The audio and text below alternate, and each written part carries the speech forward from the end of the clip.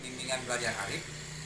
Pada pertemuan ini kita akan belajar tentang ilmu pengetahuan alam, yaitu untuk anak-anak kelas 6, yaitu tentang makhluk hidup. Di sini kita akan membahas tentang ciri-ciri khusus makhluk hidup. Jangan lupa anak-anak subscribe, like, share, dan komen, dan dukung kita terus agar kita tetap dapat eksis menayangkan, membantu adik-adik belajar. Dan juga yang mau les silakan menghubungi daripada bimbingan belajar Arif yang ada di bawah nanti ya. Dan juga kita berharap kiranya tetap mengikuti protokol kesehatan pemerintah kita, yaitu jaga jarak, menggunakan masker, dan cuci tangan. Tetap kita harus lakukan anak-anak ya. Oke anak-anak, kita kembali kepada ciri-ciri khusus makhluk hidup. Nah, makhluk hidup ini ada dua anak-anak, yaitu hewan dan tumbuhan. Nah, di sini kita pernah melihat kelelawar, kita juga pernah melihat cecak, kita juga pernah melihat semut, unta, kemudian jerapah, kemudian juga bebek.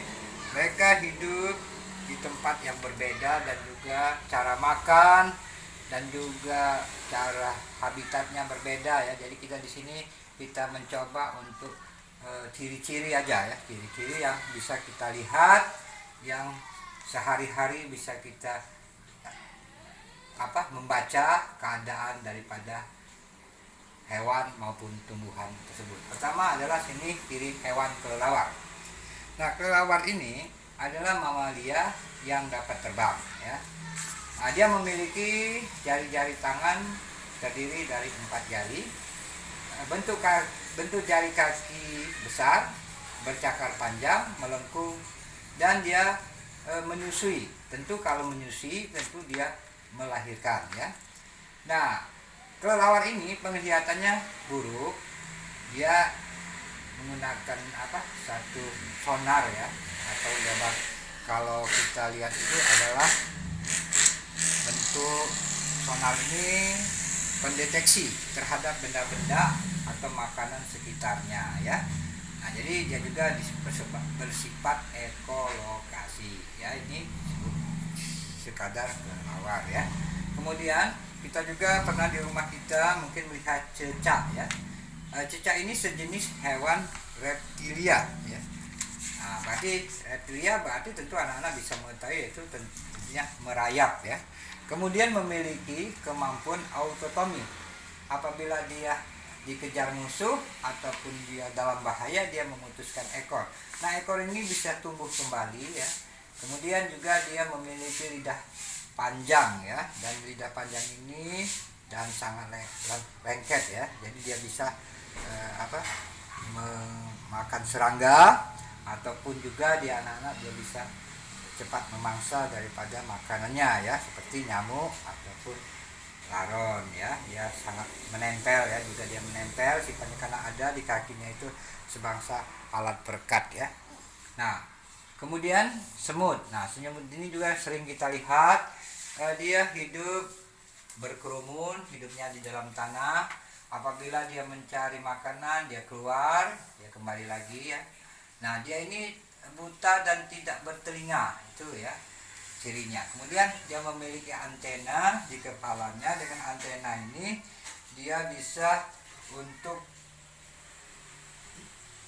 menjadi alat indera ya bagi semut, digunakan untuk menyentuh, mencium, dan merasakan satu getaran bunyi ya. Sehingga adapun mulut semut digunakan untuk mengecap. Dengan menyentuh, mencium, dan mengecap, semut dapat menemukan makanannya ya. Itu sifat semut ya.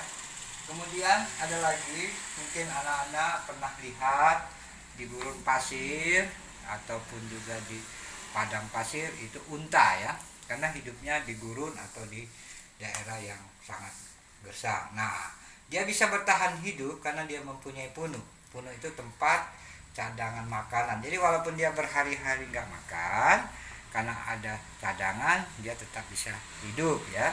Kemudian dia mempunyai telapak kaki terdapat bantalan kulit yang sangat keras ya, sehingga dia bisa menahan panas ya dalam perjalanan untuk jauh ya. Kemudian di sini ada bulu mata panjang, karena bulu mata panjang ini unta ini untuk berfungsi ya melindungi mata dari pasir dan debu khusus ya. Jadi dia agak panjang ya, karena di daerah padang pasir kan sering ada angin-angin yang begitu tinggi, kadar pasirnya terbang ya, ataupun juga tanah-tanah di sekitar situ ya yang begitu panas sehingga debu-debunya banyak. Kemudian di situ ada jerapah. Nah, jerapah ini berleher dan berkaki panjang. Ini adalah saat ini hewan yang tertinggi yang masih hidup ini, termasuk dalam herbivore ya, atau makanan tumbuhan ya. Jadi dia bisa makan pohon-pohon yang di daun pohon yang sangat tinggi ya. Kemudian di sini ada bebek. Pernah lihat ini kehidupan kita, yaitu hidup di darat dan juga dia dapat hidup di air ya. Jadi ini termasuk jenis unggas. Jadi kalau dia di darat, bebek ini menggunakan kakinya untuk berjalan. Bebek lebih suka mencari makanan di dalam air ya. Jadi ini kaki bebek itu agak pendek dan juga ada selaput, sehingga selaput kulit yang tipis, sehingga dia dapat membantu untuk berenang di air. Nah, makanannya yaitu berupa cacing ya. Ini sudah kita tentang hewan ya. Kemudian kita masuk kepada ciri-ciri khusus tumbuhan. Nah, jadi kita bisa lihat memang ada yang tumbuh di air, ada juga tumbuhan yang berada di darat ya. Nah, jadi di sini kita pelajari bahwa di situ tentang tumbuhan di air, yaitu teratai. Mungkin anak-anak pernah lihat itu di kolam-kolam itu tumbuh hidup teratai. Ini bersifat hidrofit ya, tumbuh di atas air ya. Kemudian akarnya sangat panjang. Daun teratai ini lebar, tipis dan terletak di permukaan air ya. Bisa anak-anak lihat. Jadi bentuk daun seperti itu berguna untuk memenuhi kebutuhan udara dan cahaya matahari yang menyerap, serta memperbanyak penguapan. Itulah sebabnya teratai tidak membusuk walaupun hidup di dalam air ya, itu anak-anak. Kemudian ada lagi itu eceng gondok. Nah, mungkin anak-anak pernah melihat, ini juga termasuk hidrofit ya. Kemudian tumbuhan ini mempunyai batangnya menggelembung. Nah, gelembung itu berisi udara sehingga eceng gondok dapat terapung di perairan ya, sifatnya terapung juga ya, perairan ya. Kemudian bentuk akar dan daun eceng gondok ini juga kelihatannya itu kan ada di dalam air ya, jadi dia bisa tumbuh baik ya. Kemudian ada lagi di situ keladi. Nah, keladi ini selalu tumbuhnya di tempat yang lembab ya anak-anak ya. Daunnya lebar dan tipis ya, jadi dia punya ciri ya, bentuk daun seperti itu berguna untuk mempermudah penguapan. Nah, jadi akarnya ya tumbuh di dalam yang tanah yang berlembab ya. Kemudian ada lagi ciri khusus tumbuhan, yaitu tumbuhan di sini ada tumbuhan pemakan serangga ya. Tumbuhan ini sangat memerlukan unsur hara, air, udara dan cahaya agar dapat tumbuh tetap ya. Nah, kalau kita lihat di sini yang pemakan serangga ini anak-anak, yaitu kantong semar ya. Nah, kantong semar ini mempunyai ciri daunnya berbentuk seperti guci. Jadi kayak anak-anak pernah lihat mungkin guci. Nah, itulah bentuknya. Jadi kalau kita lihat itu berbentuk guci. Permukaan daun itu memiliki nektar ya. Permukaannya daun memiliki nektar. Nah, nektar merupakan cairan yang terdapat pada bunga ya. Adanya nektar dapat menarik perhatian serangga. Kemudian ada lagi cirinya, yaitu dia mempunyai lapisan lilin, sehingga kalau ada serangga yang menempel langsung bisa tergelincir ke dalam dan dia sebagai pemakan serangga ya. Nah, kemudian ada lagi di situ tumbuhan kejora atau disebut dengan Venus ya. Venus. Nah, ini ya namanya ya, Venus. Nah, tumbuhan juga merupakan tumbuhan pemakan serangga ya. Daun tumbuhan kejora berengsel ya dan berambut.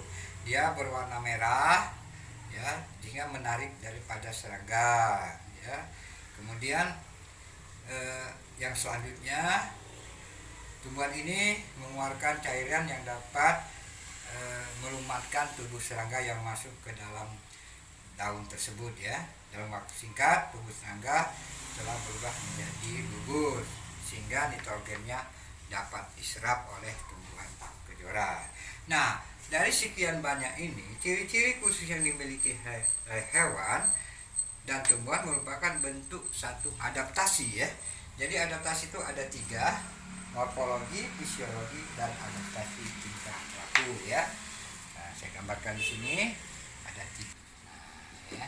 Nah, jadi adaptasi itu ada 3. 1, adaptasi morfologi.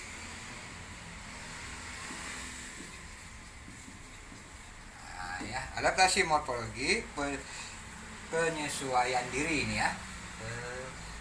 Penyesuaian diri ya. Jadi penyesuaian diri bentuk tubuh makhluk hidup ya. Bentuk tubuh makhluk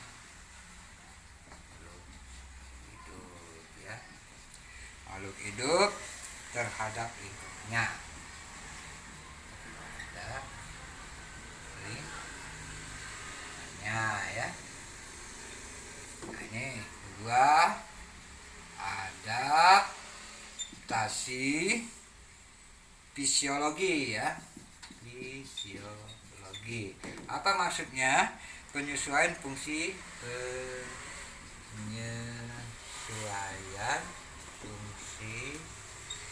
alat. Nah, ya. Alat-alat tubuh. Alat-alat tubuh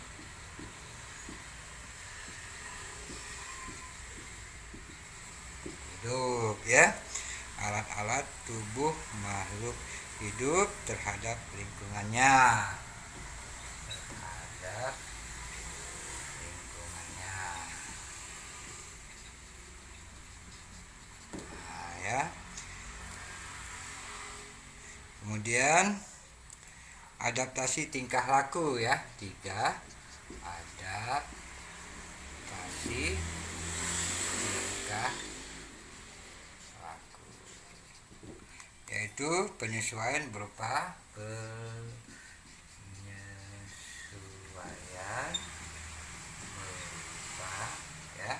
berupa perubahan tingkah laku.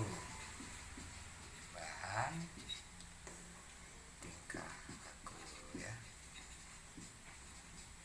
Ini juga termasuk, nah, contohnya cecak mengutuskan ekor ya.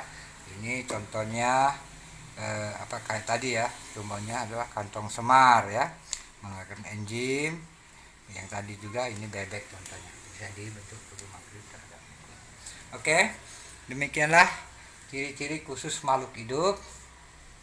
Semoga anak-anak bisa mendapatkan manfaatnya. Sampai jumpa lagi pada pertemuan yang akan datang tentang pelajaran IPA. Nah, silakan Anda menonton sampai habis, dan anak-anak jangan lupa yang mau les silakan menghubungi kami.